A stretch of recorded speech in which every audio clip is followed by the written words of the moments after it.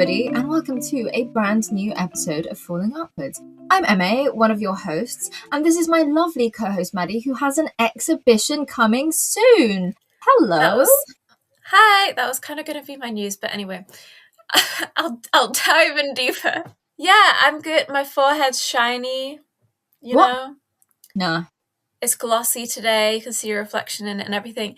But at least I'm protected from the sun. Important. I've got that SPF 50 on. Important. I have a friend who I will not say by name, but they do listen to the podcast, so they'll know I'm talking about them, who only recently confessed to me that they have just started using sunscreen. I was pretty bad as a teen. I didn't bother with it properly until I must have been like 16, because in the UK, for some reason, we just like to tan as much as possible and just not even care about our skin and, you know, get that golden tan or whatever.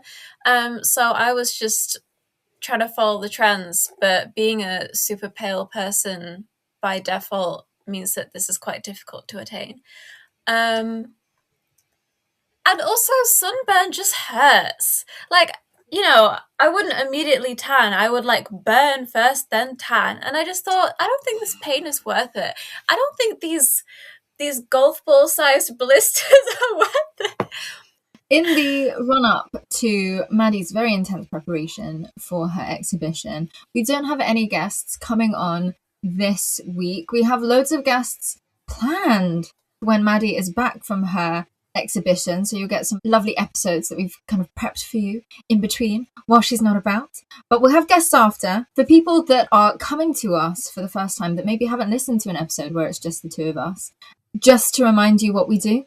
Of course, I bring, as your jester onto the lawn, I bring some of the most interesting topical news pieces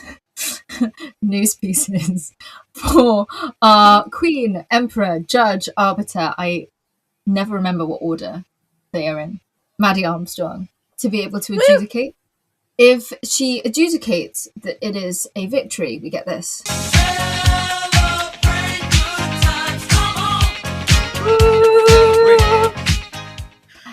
If she thinks it's not really a failure, it's just kind of mid, it's whatever, we get this. I survived, but we're dead! And if she thinks it's a failure, because we're all about our failures here on the lawn, all of you long-time listeners know this, she adjudicates this. No! God, please, no! No! No! No! Would you like me to start with my first lawn offering, O Queen of Failures? Yes, dear Jester.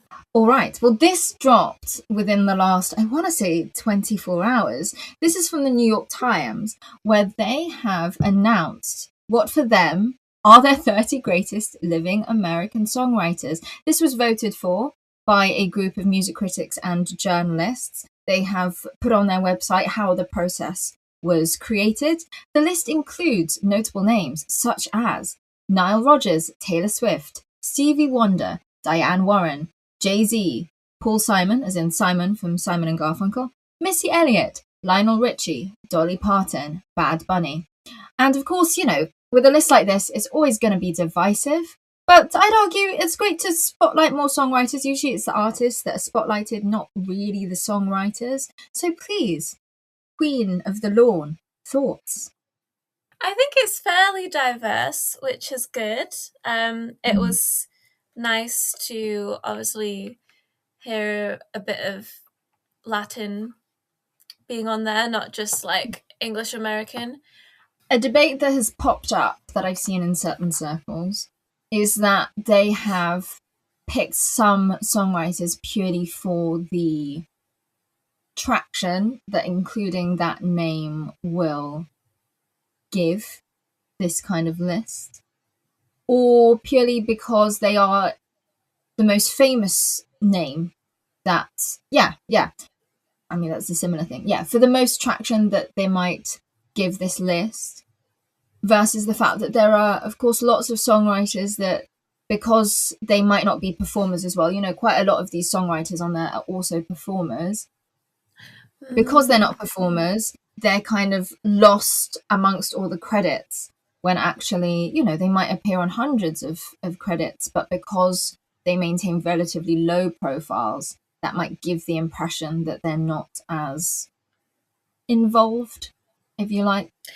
Just a thought. Yeah, now that you mention it, this feels more like a list of someone's opinion of the best singer-songwriters rather than songwriters. Like, if I'm actually hearing a genuine, honest list of the best songwriters, I'm kind of expecting to see some names I don't know. Because a lot of the best talent are people that are behind the scenes making the magic. And this list doesn't seem to lift any of those names up. It's more just all names that we've heard of. I'm pretty sure all the names are ones I'd heard of before, which means that they're out there performing themselves. Well, I mean, which is good for them. If you're a multi-hyphenate, that's fantastic. But I'm confident that there are some fantastic talents in writing that just aren't as known just because they don't perform themselves. Yeah, I'm sure, you know, I've seen some interviews with songwriters and, like, you know, big names in the songwriting world. And like you, sometimes you see how many songs they've worked on, how many songs they've written, and actually like, oh my God, like I had no idea that you'd written that many songs. But obviously they like being low-key, they like not having the attention, and they like just creating amazing work on the down low. Yeah. If you had to add a songwriter to that list, and obviously these are just Americans, so you can, if I said you can add somebody irrespective of their background and like champion them as one of the greatest songwriters right now, who would you pick?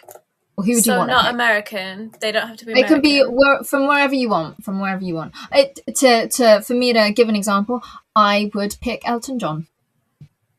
Oh. Not American. I know he's also a singer, but I think he's one of the greatest that's still about. I'm gonna say this guy is kind of a legend in K-pop. So if you don't know K-pop, then sorry. But he is a fantastic producer and songwriter. He's called Dem Joints.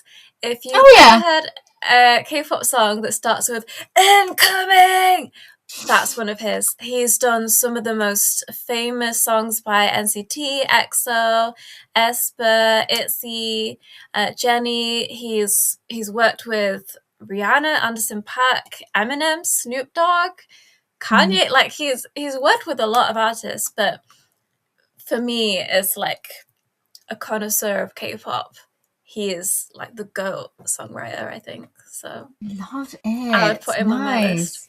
Nice. What's your adjudication? Is this still a win because it's spotlighting songwriting, which doesn't always get a big spotlight? Or is this just a case that something like this is always going to be divisive because people are always going to have their opinions?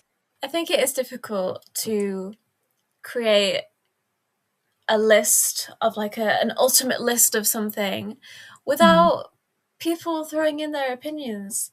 You really have to get a lot of expertise on it for it to be a proper, valid list. So I hope they did that. But for now, I think it's going to be a mid, purely because I didn't hear a lot of, you know, just straight up songwriters that's all they do, you know? Survive power, Dad! From songwriting to food. This is from Neil Shaw at The Mirror. A man has stayed fit for 24 years, eating the exact same breakfast and lunch every single day. For the past 22 years, Luke Carlson has begun his day with the exact same breakfast, a bowl of porridge and banana with protein powder and creatine, followed by a protein bar. Lunch is just as consistent, a turkey or chicken sandwich every single day. To introduce a degree of variety, he alternates between sliced bread and wraps for his sandwiches. Dinner offers more flexibility, usually chicken, steak, or salmon. He's done this since he was 24.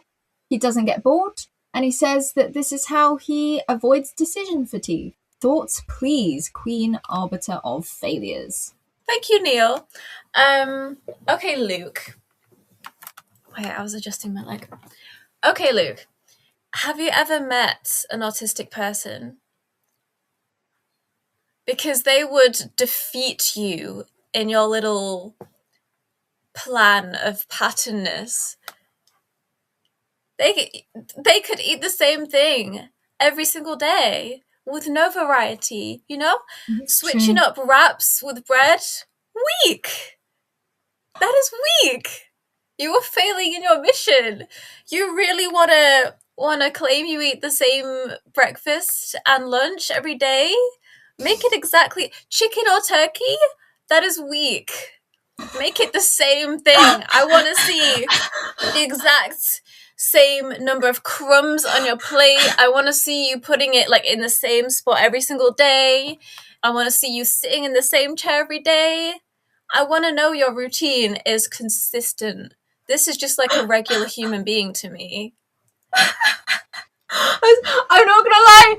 Okay, this is my mental thought process. My mental thought process was, oh, I bet Maddie's gonna be like, what? You only eat the same things? But no, she's gone hard for the fact that actually his variety is too weak. Actually, he hasn't gone hard enough with how much he's eating the same things every single day.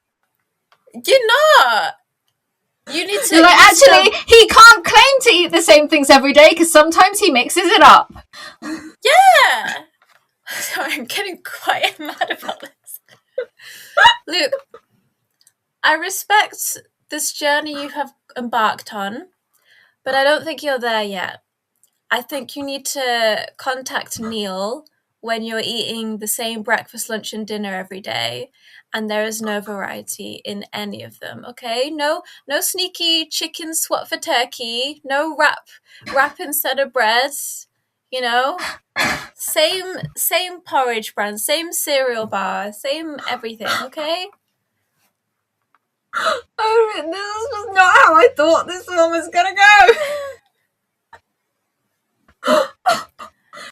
You know, people that are like neurodivergent, this isn't all of them, but like we can really love our food routines, right? We can really love like, and I will admit sometimes I will have like the same egg sandwich multiple days of the week for tea. Because we love our routines. We love like being comfy and knowing what to expect. So I think if he went up against an autistic person that's really has their food routine locked down, Luke would be defeated. He would be absolutely thrown out of the ring. So if you're serious about your game, you need to lock in.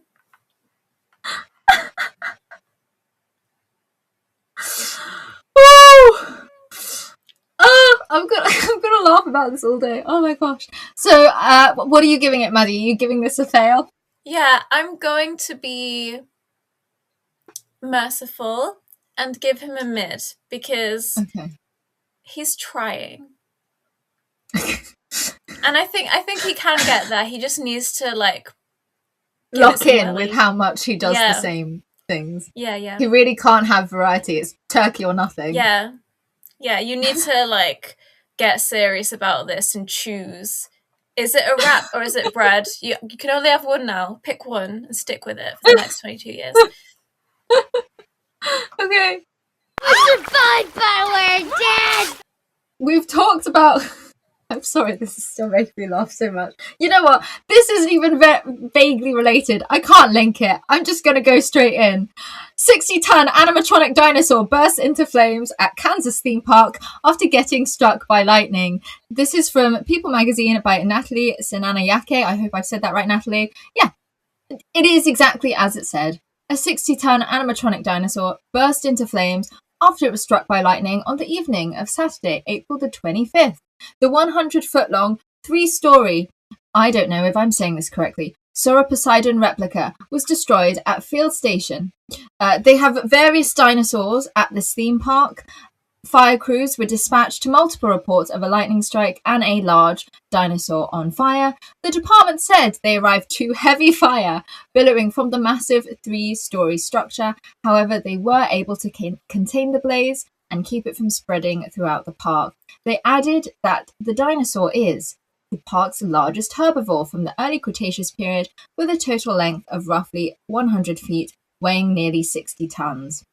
They also added that the park was planning on opening the next day, so a few days later now, based on when we're recording this. They were planning on opening the next day, and that there was still 39 other dinosaurs to see and experience. Verdict, please, Queen. I thought it was going to say 39 other dinosaurs to set on fire on future dates. So I'm guessing no one was hurt. I just want to, clarify No, I that. don't think so. I think they would have mentioned. I think Natalie would have mentioned in her article if other people had been hurt. I think this is sick. I think this is absolutely awesome. An animatronic dinosaur on fire? That's like the hardest mental image I can picture. That is so cool. If I want to picture like a cool pencil case that was like on fellow classmates' pencil case in school, a dinosaur on fire that like with lightning coming down, that's what I would imagine. That would be it. For sure. Okay. This is an absolute win. I think that's such a cool image. I hope there's a video. Okay.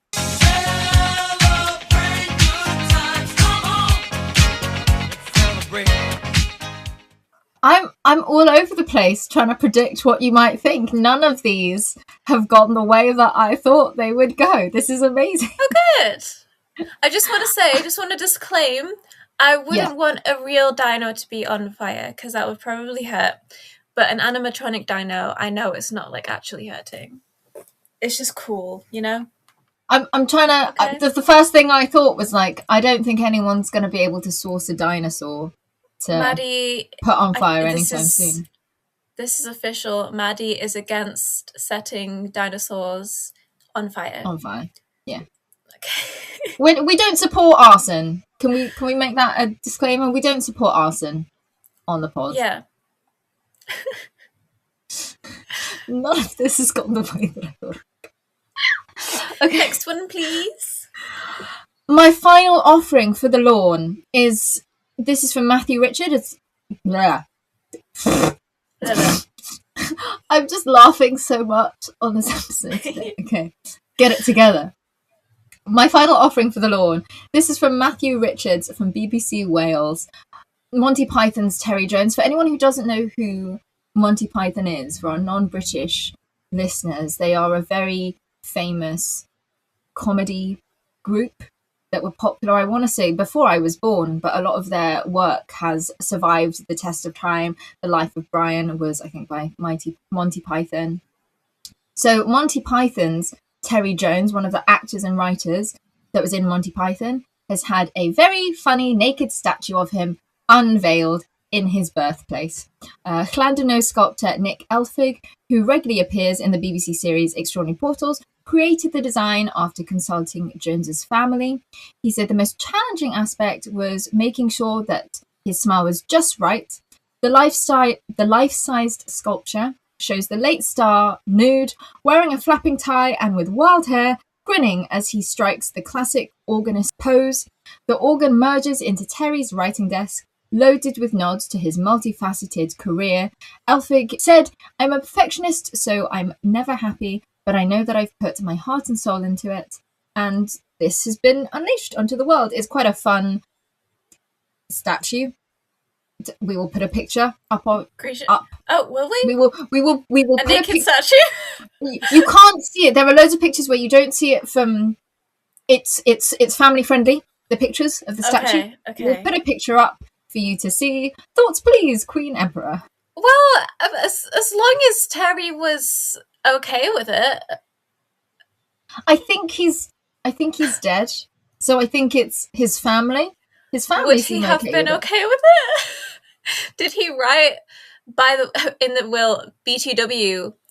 You can make a naked statue of me. That's totally fine. You know. Sure. I mean, If they don't know, we're not gonna know, are we? Is that the kind of thing you need to put clarification of in your will? What's the weirdest thing that you think that you'd need to put into your will? I mean, maybe just like specific requests for your funeral, or like how you want to go. Right. Like there Right. are some fun funerals out there for sure. You could get like a Viking boat funeral. Isn't that the one where they put your body on a boat and push it out and set it on fire? Yeah. That'd be quite cool. How would you like to adjudicate the statue? Is it a win because it makes people happy? What are you thinking? Sure. I think if Terry is cool with it, then sure. Win for Terry and Terry statue enjoyers. Nice, let's go.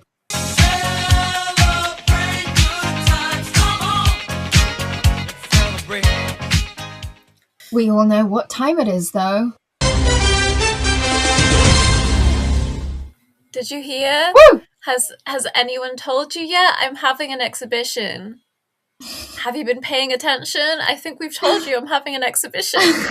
So really? I don't think we've talked about it. I don't think we've ever mentioned it. I don't think anybody knows anything.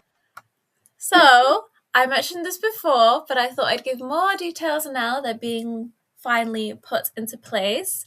My second exhibition ever is being held in Korea this 18th and 19th of May.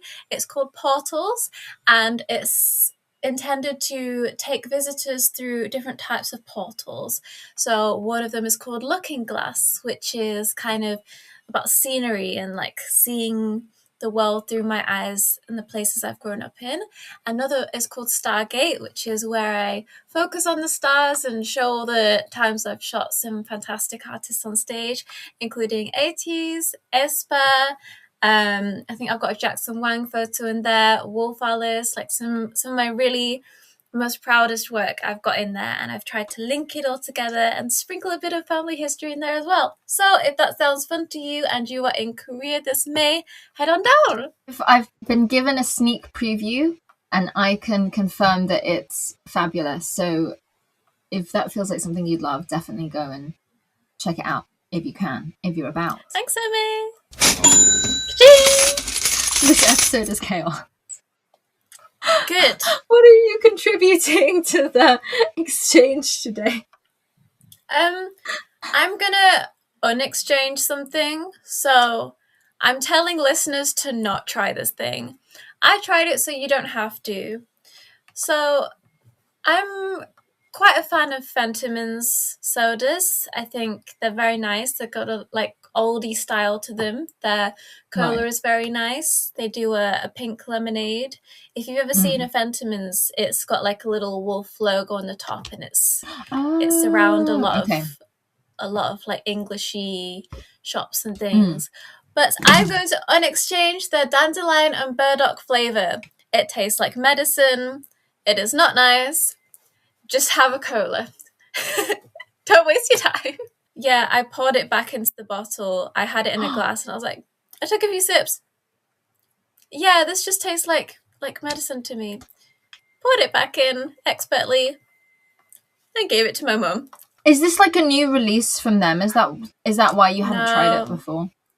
No, I just never tried it. It was just a new flavour. I just always went for the safer option, the lemonades or the ginger beer or the cola. But I thought I'd try it because I heard other people talking about how nice it was. I tried it and I know it's got a lot of notes in it. I know it's got like pear juice in it and obviously dandelion. It's like quite herby, but all together. And maybe this is because I'm quite sensitive in smell and taste anyway, but it just tastes like medicine. I will contribute another food and beverage related item. I didn't know this until last week, but they do baby Percy pigs. Baby Percy pigs? They are jelly sweets in the shape of pigs, and they're sold in M&S. And they're very good. They're awesome. And they do the big ones. If you're watching on video about this big, yeah, For people who aren't watching on video, maybe like if you squished a golf ball, that kind of That's a weird size. way to put it. That's the only circular thing I can think of at the moment. But they do a baby Like an size. eyeball. Like the size of an eyeball. Sure, if you squished an eyeball. No, ew. Wait, why am I also. squishing things? No, okay, no, like so an just, actual. No, like just a regular size eyeball, not an eye, like with the face around it, but like an actual eyeball. I would say it's about that size in diameter. This is firstly, I was laughing so much that I dropped my earphone. Oh no. This entire episode has devolved. I'm loving it, but I'm laughing just so hard.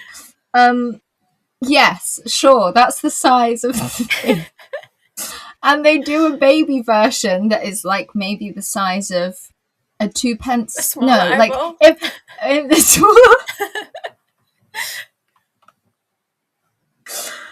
in between the size of a 1p to 2p piece is probably the size. What if they're not from the UK? Then I don't know what to say to you. A regular They are coin. the size of Average coin. Sure, maybe a bit smaller, because what if their coins are quite big? This has opened up a whole can of worms I did not think would open. Okay, just average. Think of a really small coin and a large wait, coin. I'm gonna get out a ruler. Those. Okay, oh my god. Okay, maybe about 1.3 centimeters diameter is roughly what we're talking. That's like the baby ones. I'd say the adult Percy pigs are like the average Percy pig is maybe 3 centimeters in diameter. I want to check. I can't believe I'm looking at a ruler. I'm literally looking at a ruler. What's the diameter? But they of have eyeball, these.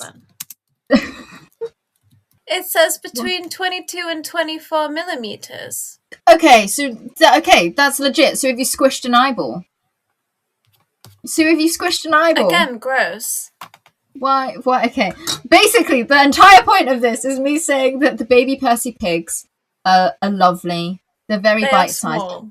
You know, like how an adult Percy pig has like a marshmallowy texture and then a jelly texture. That's what makes them great, because you get a bit of both. The baby Percy pigs, obviously they're that small, and they're either jelly or marshmallowy, and they're jumbled in the bag. So if you dunk your hand in, you might get a jelly one, you might get a marshmallow one, and it's like small and bite-sized, and it's lush. It's well nice. I think I would just hoover them up. Because small is deceiving. That's just like, oh, it's so small, I can have 4 more, you know? Yeah. Those bags will go so quickly. Whereas a normal Percy Pigs, it's like you can restrain yourself. You can like fold it over, put them away for later. Tiny ones, it's all going in at once. Like I got through my bag, I want to say, in about 3 days. Whereas I think if it was full Percy Pigs, that it would have given me a week. I would have taken a week. Wow. Yeah. I had a bag of Haribo Love Hearts yesterday, and I finished it in like a couple hours. They go so quick. That's me with gold bears. I love gold bears. They just go. Yeah. What's your sign off? It's okay to grow out your roots, girl. You don't look poor. You don't look washed. Just like washed as in the internet term. Just grow them out. No one cares. I know this from personal experience. You see how grown out these roots are if you're on video? That's like 2 or 3 salon appointments already skipped. I just don't care anymore. This has been a roller coaster. This has been the biggest roller coaster. Could not have predicted any of this if I tried. I didn't even think I have a sign-off. What's my sign-off? My sign-off will be... Oh, god damn. Showers and baths are both great in their own way. Neither is better than the other. Enjoy what makes you happy. Actually, I offer a third option. Oh no. Oh no. Which is a combination. She just always had Those are great too! a combination of the two is a sit-down shower. So it's got the comfort of the bath with the convenience of the shower. Also good. Also, I just can't stand up for that long with like hot water. I'll just faint. It's that low iron content. What? For real? What? Do you never get dizzy in the shower? I always get dizzy in the shower. Standing in the same spot for like 20 minutes and it's just too dizzy. Fam, this has been a roller coaster of an episode. I absolutely love that this is the last episode people are going to hear before you're off to your exhibition. Like I said, please stick around. We've got some fun little exclusives and fun things for you week on week, so you don't have to miss out every Wednesday. But until then, thank you, Maddie, as always, for joining me, Queen Emperor on the lawn. Thank you to our lovely listeners, and we will see you next time. Bye!